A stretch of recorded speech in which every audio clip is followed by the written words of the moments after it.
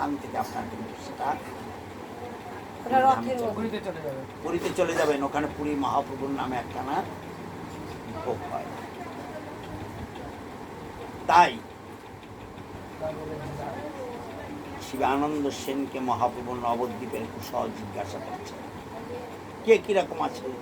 গদাধর, গৌরীদাস পণ্ডিত,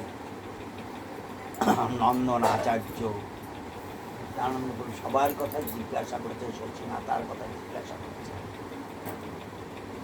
সর্বশেষে জিজ্ঞাসা করছেন আমার হরিদাস কেমন আছে। মানে আমার হরিদাস, হরিদাস কেমন আছে তা নয়, হরিদাসটা আমার। ভগবান আছে, গোবিন্দ আছে আমার ঘরে, আমার গোবিন্দ কত বড় অধিকার আমার, হ্যাঁ, আমার হরিদাস কেমন আছে। বলছে প্রভু, চাতক পাখি যেমন আকাশের দিকে তাকিয়ে থাকে, এই মেঘ কবে মেঘ বরিশন হবে তবে তার তৃষ্ণা মিটাবে, তেমনি চাতক পাখির ন্যায় হরিদাস তাকিয়ে আছে কবেই তোমার কৃপা। প্রভু বললেন, শিবানন্দ যাও, তুমি নবদ্বীপে গিয়ে হরিদাসকে নিয়ে আসো।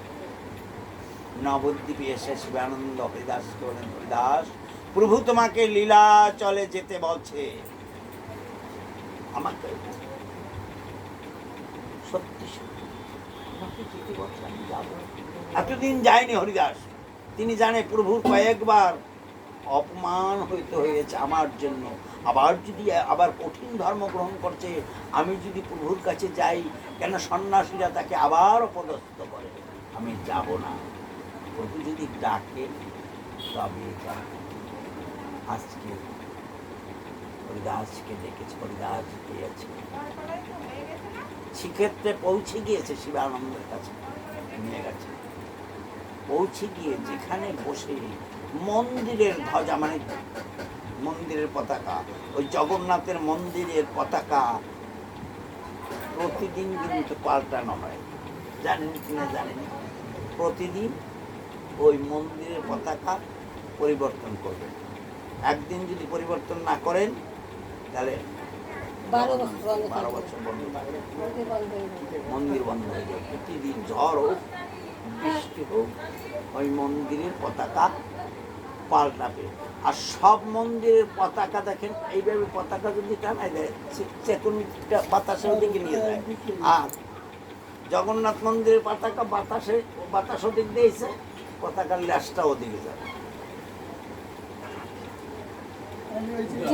উল্টো যাচ্ছে, উল্টা যাচ্ছে। দীঘাতেও বলছে যে আমরাও প্রতিদিন পাল্টাবো। কি পাল্টাবে?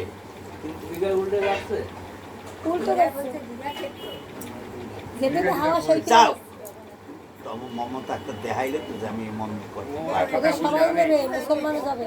হ্যাঁ, মুসলমানও যাবে, মুসলমান ও সব জাতির জন্য করছে। তাই এবার সেই পুরী ধামে হরিদাস গেলে যখন জগন্নাথের মন্দিরের ধ্বজা দেখা যায়, সেখানে তপ্ত বালুকার উপরে বসে বললেন হরিদাস। বলছে কি হরিদাস, তুমি এখানে বসে বলছো? ওই তো মন্দিরের ধ্বজা দেখা যায়, ওখানে যাবে, মন্দির দর্শন করবে, প্রভুকে দর্শন করবে। হরিদাস বললেন, না আমি আর যাব না, তুমি গিয়ে বলো প্রভুকেই হরিদাস এসেছে। শিবানন্দ সেন এসে প্রভুকে বললেন, প্রভু হরিদাস আসছে। বলছে নিয়ে আসো কেন? বলছে সেখানে আসবে না প্রভু, তুমি চলো হরিদাস দেখতে। প্রভু চলে এলেন হরিদাসের কাছে, এসে বলছে, হরিদাস তুমি এখানে বসে আছো, চলো আমার সাথে মন্দিরে যাবে, জগন্নাথকে দর্শন করবে। হরিদাস বললেন কি, না তুমি আমার জগন্নাথ, আমি আর কাউকে চিনি না। এটা নেন একনিষ্ঠ ভক্তি। গুরুকে যিনি কৃষ্ণ জ্ঞান করেন, গুরু ব্রহ্মা গুরু বিষ্ণু গুরুদেব মহেশ্বর গুরু রেব, পরম গুরু রেব।